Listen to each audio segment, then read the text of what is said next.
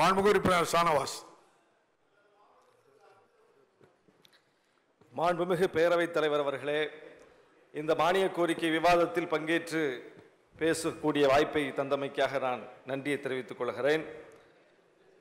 கடந்த 2019 தேர்தலிலேயே இந்தியாவில் எங்கும் அமையாத இந்தியா கூட்டணியை தமிழ்நாட்டில் அமைத்து 39 தொகுதிகளை வென்று இப்போது 40 தொகுதிகளையும் வென்று இந்தியாவுக்கே வழிகாட்டி கொண்டிருக்கக்கூடிய நம்முடைய மாண்புமிகு முதலமைச்சர் அவர்களுக்கு இந்த நேரத்தில் நன்றியை தெரிவித்துக் கொள்கிறோம். இந்த அணி ஒரு வெற்றி அணி. இந்த அணியில் இடம்பெற்று இன்றைக்கு விடுதலை சிறுத்தைகள் கட்சி மிகப்பெரிய அங்கீகாரத்தை பெற்றிருக்கிறோம். பானை சின்னத்தில் தனி சின்னத்தில் நின்று 2 உறுப்பினர்களை பெற்று கட்சிக்கு அங்கீகாரத்தை பெற்றிருக்கிறோம். எங்கள் தலைவர் எழுச்சி தமிழர் அவருடைய கடுமையான உழைப்பு, அர்ப்பணிப்பு, அவருடைய அறிவாற்றல், வியூகம் எல்லாவற்றிற்கும் கிடைத்திருக்கிற ஒரு மிகப்பெரிய வெற்றி. இந்த வெற்றியை மகிழ்ச்சியோடு இந்த அவையில் நான் பதிவு செய்கிறேன். இந்த கட்சி அங்கீகாரத்தை காணாமலேயே மறைந்துவிட்ட கட்சியினுடைய பொருளாளர் அண்ணன் முகமது யூசுப் அவர்களையும் முதன்மை செயலாளர் ஐயா உஞ்சை அரசன் அவர்களையும் நன்றியோடு இந்த மன்றத்தில் நான் நினைவு கூறுகிறேன். பேரவைத் தலைவர் அவர்களே, இந்த பேரவைக்கு என்னை தேர்ந்தெடுத்து அனுப்பிய நாகப்பட்டினம் மக்களுக்கு நன்றியை தெரிவித்துக் கொள்கிறேன்.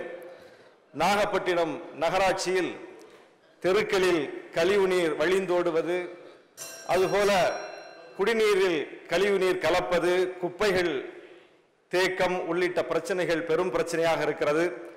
அதை இந்த அவையில் நான் கவனப்படுத்த விரும்புகிறேன்.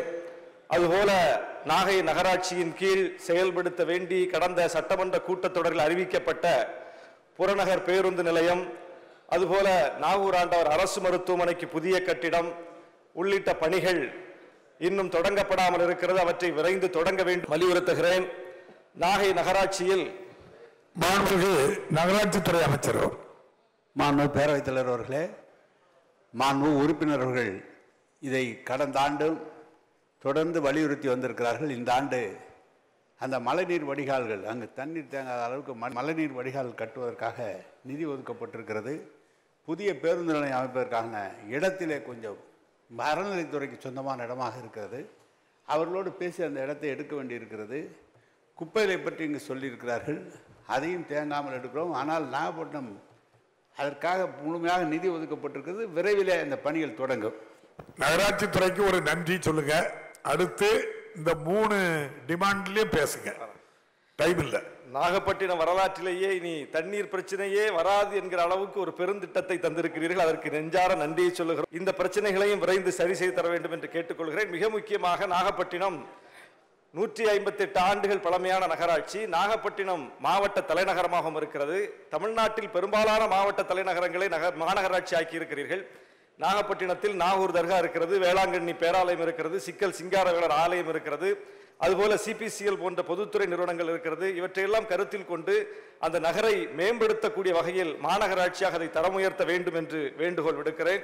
பள்ளிக்கல்வித்துறை மானியத்தில் பேசுகிற இந்த நிலையில் நாகப்பட்டினம் நகரத்தில் 2 பாலரும் படிக்கக்கூடிய ஒரே ஒரு அரசு மேல்நிலை பள்ளி கூட இல்லை. மாண்புமிகு அமைச்சர்களுடைய கவனத்திற்கு நிறைய முறை சொல்லி இருக்கிறோம். எனவே அதை சிறப்பு நேர்வாக கருதி காடம்பாடி உயர்நிலைப் பள்ளியை நடுநிலைப் பள்ளியை உயர்நிலைப் பள்ளியாக தரம் உயர்த்தி தர வேண்டும் என்று வேண்டுகோள் விடுக்கிறேன். மாண்புமிகு பேரவைத் தலைவர் அவர்களே, இந்த கல்வி மிகப்பெரிய அளவுக்கு இன்றைக்கு நாடு தழுவிய அளவில் விவாதத்தை கிளப்பி இருக்கிறது. குறிப்பாக நீட் தேர்வு இன்றைக்கு மிகப்பெரிய சர்ச்சையை ஏற்படுத்தி இருக்கிறது. இந்தியாவிலேயே தமிழ்நாட்டில் தான் முதலாக நீட் வேண்டாம் என்று சொல்லி ஒரு கிளர்ச்சியை நாம் செய்திருக்கிறோம். இந்தியாவிலேயே தமிழ்நாடு சட்டமன்றம் மட்டும்தான் நீட் விலக்கு முன்வடிவை கொண்டு வந்திருக்கிறோம். இந்தியாவிலேயே எல்லா மாநில முதலமைச்சர்களுக்கும் நீட் எதிர்ப்பை முன்வைத்து கடிதம் எழுதிய ஒரே முதலமைச்சர் தமிழ்நாடு முதலமைச்சர் மட்டும்தான். அப்படி நீட் எவ்வளவு கொடூரமானது என்பதை மற்ற மாநிலங்கள் உணர்வதற்கு முன்னால், மற்ற மாநில முதலமைச்சர்களுக்கு அது பற்றிய தெளிவு ஏற்படுவதற்கு முன்னால், மற்ற மாநில சட்டமன்றங்கள் அதை பற்றி சிந்திப்பதற்கு முன்னால் வெளிப்படுத்திய ஒரே மண் தமிழ்நாடு. இன்றைக்கு தமிழ்நாடு அன்றைக்கு சொன்னதை இன்றைக்கு நாடே சொல்கிறது, நீட் வேண்டாம் என்று. எனவே மாறி இருக்கக்கூடிய இந்த சூழ்நிலையை கருத்தில் கொண்டு நீட் எதிர்ப்பை, நீட் முறியடிப்பை எப்படி அடுத்த கட்டத்திற்கு நகர்த்துவது என்பது பற்றி இந்த பேரவை ஒரு விரிவான விவாதத்தை நடத்த வேண்டும் என்று நான் வேண்டுகோள் விடுக்கிறேன். மாண்புமிகு பேரவைத் தலைவர் அவர்களே, சேலம் பெரியார் பல்கலைக்கழகத்தினுடைய புதிய துணைவேந்தரை தேர்வு செய்வதற்கான அந்த தேர்வுக்குழு அறிவிப்பில் ஆளுநர் தேவையற்ற காலத்தாழ்வு செய்து வருகிறார். தற்போதைய துணைவேந்தர் முனைவர் ஜெகநாதனுக்கு பணி நீட்டிப்பு செய்யும் முயற்சியா இது என்கிற ஒரு சந்தேகம் எழுந்துள்ளது. அதுபோல சேலம் பெரியார் பல்கலைக்கழக துணைவேந்தர் முனைவர் ஜெகநாதன் உள்ளிட்டோர் மீது தமிழ்நாடு அரசு அமைத்த திருமிகு பழனிசாமி IAS தலைமையிலான குழு அளித்த விசாரணை அறிக்கையின் மீது எடுக்கப்பட்ட நடவடிக்கை என்ன என்பதை பற்றி அறிய விரும்புகிறோம். பல்கலைக்கழகத்தில் எவ்வித அனுமதியுமின்றி தனியார் நிறுவனம் தொடங்கியதில் ஊழல் முறைகேடுகள் குற்ற வழக்கின் தற்போதைய நிலை என்ன? சென்னை உயர்நீதிமன்றத்தில் உள்ள துணைவேந்தர் மீதான ஜாமீன் ரத்து வழக்கின் தற்போதைய நிலை என்ன என்கிற கேள்விகள் இருக்கிறது. அதை இந்த மன்றத்தில் தெளிவுபடுத்த வேண்டும் என்று கேட்டுக்கொள்கிறேன். ஏற்கனவே தேசிய அளவிலான கல்லூரி ஆசிரியர் பணிக்கான தகுதி தேர்வு நெட் மற்றும் மாநில அளவிலான கல்லூரி ஆசிரியர் தகுதி தேர்வுகளில் தேர்ச்சி பெற்றவர்கள் மற்றும் முனைவர் பட்டம் பெற்றோர் பல்கலைக்கழக மானிய குழுவின் விதிகளின்படி கல்லூரி ஆசிரியர்களாக தகுதி பெற்றவர்கள். ஆதலால் மீண்டும் தனியாக அவர்களுக்கும் TRP தேர்வு வைப்பது நியாயமல்ல என்றும், பல ஆண்டுகளுக்கு முன்பே இத்தேர்வுகளில் தேர்ச்சி பெற்று பணி வாய்ப்புக்காக ஏங்கி தவித்து தொடர்ந்து பணி செய்து வரும் கௌரவ உரையாளர்களை மீண்டும் ஒரு தேர்வு எழுத சொல்வது நியாயமல்ல என்று கருதுவதாலும் நெட் செட் PhD உள்ளவர்களை TRP தேர்வில் இருந்து விலக்களிக்க வேண்டும் என கோரிக்கை எழுந்துள்ளது. அதை பரிசீலிக்க வேண்டும் என கேட்டுக்கொள்கிறோம். மாண்புமிகு அமைச்சர் அவர்கள். மாண்புமிகு பேரவைத் தலைவர் அவர்களே, இந்த சேலம் பல்கலைக்கழகத்தை பற்றி நம்முடைய மாண்புமிகு உறுப்பினர் அவர்கள் தெரிவித்தார்கள். அந்த பல்கலைக்கழகத்தினுடைய துணைவேந்தர் மீது குழு நியமிக்கப்பட்டு அதற்கான நடவடிக்கை எடுக்கப்பட்டிருக்கிறது. அவரும் குற்றம் செய்தவர்தான் என்று அந்த குழுவே நிரூபித்திருக்கிறது. அந்த அடிப்படையிலே நாங்கள் நீதிமன்றத்திற்கும் சென்றிருந்தோம். ஆனால் அவருடைய பதவிக்காலமும் இப்பொழுது முடிவடையவிருக்கிறது. ஆனால் நீங்கள் சொன்னதைப் போல ஆளுநர் அவர்கள் அவர் மீது வழக்கு இருக்கிற பொழுதே அந்த பல்கலைக்கழகத்திற்கு சென்று அவரோடு உரையாடியதெல்லாம் பத்திரிகை செய்திகள்லாம் வெளியிட்டிருக்கின்றது. ஆகவே அவர் அங்கே வேண்டுமென்றே பல்வேறு தவறான நடவடிக்கைகளில் ஈடுபட்டிருப்பது குறித்து இந்த அரசு கவனம் செலுத்தி கொண்டிருக்கிறது. நிச்சயமாக அவர் மீண்டும் துணைவேந்தராக தொடர்வதற்கான முயற்சிகளையும் மேற்கொண்டிருக்கிறார். அதை தடுத்து நிறுத்துவதற்கு இந்த அரசு எல்லா வகையிலும் முயற்சி செய்யும் என்பதை மாண்புமிகு உறுப்பினர் அவர்களுக்கு தெரிவித்துக் கொள்கிறேன். டைம் முடிஞ்சிட்டு நன்றி சொல்லுங்க. தமிழ்நாடு அரசினுடைய பள்ளி கல்வித்துறையில் 11ஆம் வகுப்பு சேரும் மாணவர்களுக்கு பாடப்பிரிவு வாரியாக சேர்க்கை நடைபெற வேண்டும் என்று அரசாணை உள்ளது. பொதுவான சேர்க்கை நடைபெறுவதாக முறையீடுகள் வருகின்றன. பாடப்பிரிவு வாரியாக சேர்க்கை நடந்தால் அனைத்து மாணவர்களும் அறிவியல், கணிதம், கணிப்பொறியியல் போன்ற பாடப்பிரிவுகளில் பிரிவு வாரியாக சேர முடியும். எனவே இதை கவனத்தில் கொள்ள வேண்டும் என்று கேட்டுக்கொள்கிறோம். பள்ளி குழந்தைகள் மீது நடைபெறும் பாலியல் அத்துமீறல்கள் மற்றும் உரிமை மீறல்களிலிருந்து குழந்தைகளை பாதுகாக்கும் வகையில் குழந்தை பாதுகாப்பு கொள்கை ஒன்றை உருவாக்க வேண்டும். அதை அனைத்து பள்ளிகளிலும் நடைமுறைப்படுத்த வேண்டும். தமிழ்நாடு பல்வேறு பேரிடர்களை சந்தித்துக் கொண்டிருக்கிறது.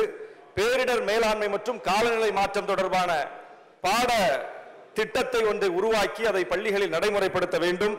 பள்ளிகளில் மாணவர்களிடையே கூர்மையாகி வரும் சாதிய உணர்வுகளை களையும் வகையில் நீதியரசர் சந்துரு அவர்கள் கொடுத்த அந்த அறிக்கையை விரைந்து நடைமுறைப்படுத்த வேண்டும். பள்ளி மற்றும் கல்லூரி மாணவர்கள் போதை பழக்கத்திலிருந்து விடுபடுவதற்கு உரிய முன்னெடுப்புகளை, விழிப்புணர்வு பரப்புரைகளை நாம் தீவிரப்படுத்த வேண்டும்.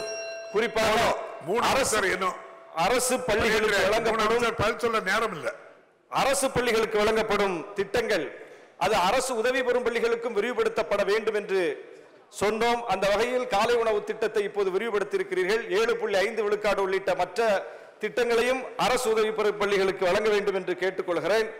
மாணவர்களிடையே அரசியலமைப்பு சட்டம் குறித்த ஒரு விழிப்புணர்வை ஏற்படுத்தக்கூடிய வகையில் ஒவ்வொரு வகுப்பறையிலும் அரசியலமைப்பு சட்டத்தினுடைய முகவுரையை ஒரு படமாக நாம் வைக்க வேண்டும். அது மூலம் மாணவர்களுக்கு அது சென்று சேரும் என்கிற கோரிக்கை இங்கே வைக்கிறேன்.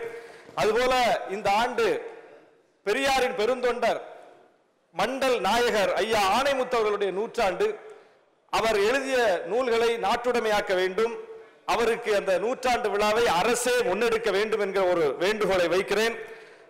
அண்ணாமலை பல்கலைக்கழகத்தில் 15 ஆண்டுகளுக்கு மேலாக தொகுப்பூதியர்களாக பணிபுரிந்து வரும் ஊழியர்களை உடனடியாக பணி நிரந்தரம் செய்ய வேண்டும்.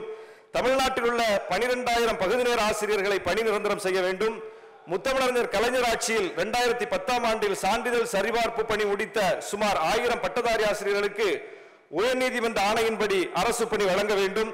கல்வி உரிமை சட்டம் முழுமையாகவும் முறையாகவும் பின்பற்றப்படுகிறதா என்பதை அரசு கண்காணிக்க வேண்டும். அதில் வெளிப்படைத்தன்மையை அரசு உறுதி செய்ய வேண்டும். பள்ளிகளில் துப்புரவு பணியாளர்கள் நியமனம் மற்றும் அவர்களுக்கான முறையான ஊதியம் வழங்குவது குறித்த சர்ச்சை நீடித்துக் கொண்டிருக்கிறது. அதை அரசு முறைப்படுத்த வேண்டும். பள்ளிக்கல்வித்துறையில் டிடிசி தையல், இசை, ஓவியம் சிறப்பாசிரியர் பயிற்சி பெற்றவர்களுக்கு பணி வழங்குவது போன்றே டிடிசி விவசாயம் சிறப்பாசிரியர் பயிற்சி பெற்றவர்களுக்கும் பணி வழங்க வேண்டும் உள்ளிட்ட பல்வேறு கோரிக்கைகளை எழுப்பிக் கொண்டிருக்கிறார்கள். இவற்றை அரசு கவனப்படுத்த வேண்டும். அதுபோல சாதி மறுப்பு திருமணம் செய்தவர்களுக்கு வேலை வாய்ப்பில் முன்னுரிமை என்பது தமிழ்நாடு அரசினுடைய ஒரு கொள்கை முடிவு.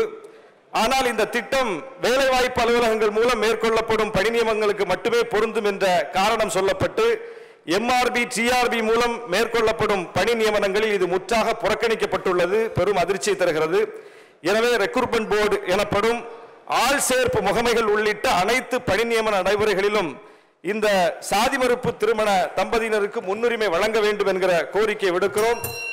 இந்த வீடியோ உங்களுக்கு பிடிச்சிருந்தா ப்ளீஸ் லைக் அண்ட் ஷேர் பண்ணுங்க. மறக்காம எங்க சேனலை சப்ஸ்கிரைபும் பண்ணுங்க.